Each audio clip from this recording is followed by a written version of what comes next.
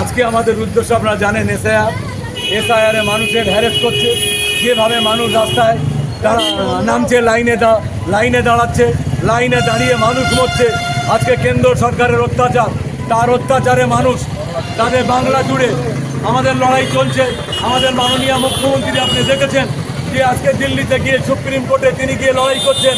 আমাদের ভাঙড়ের শওকত মোল্লা আমরণ তিনি লড়াই করছেন, 24 ঘন্টা মানুষের পাশে দাঁড়িয়ে আছেন। তিনি এসআইআর নিয়ে তিনি কথা বলছেন, এসআইআর নিয়ে সরব হচ্ছেন। আপনারা জানেন যে আস্তে আস্তে আস্তে একটা পরিবারে 3 জন লোক আছে, তাদের নামে নোটিশ আসছে। একটা মেয়েকে আপনারা দেখেছেন, একটা মেয়ে আমাদের মুসলমান ধর্মে, একটা মেয়ে 2বার বিয়ে হয়। প্রথম হয়তো বাচ্চা 4 জন থাকে, তারপর 2 জন 6 জন হয়, তাদের নামের পদবি চেঞ্জ হয়। আজকে মোল্লা আছে, কোনোদিন মল্লিক হচ্ছে।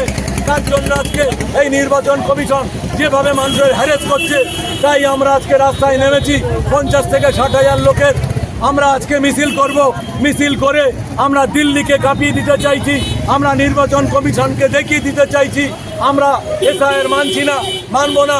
আর মানলে সঠিকভাবে হোক, ন্যায় ন্যায্যভাবে হোক, তাহলে আমরা মানব। আমার নাম আইনাল মোল্লা, জনস্বার্থের কর্মকর্তা।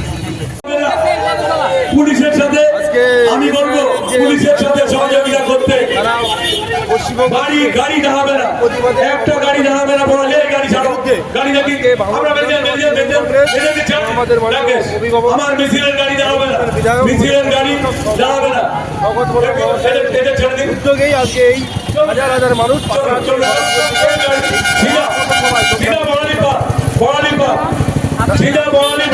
বিধানসভা তৃণমূল কংগ্রেস কর্মী।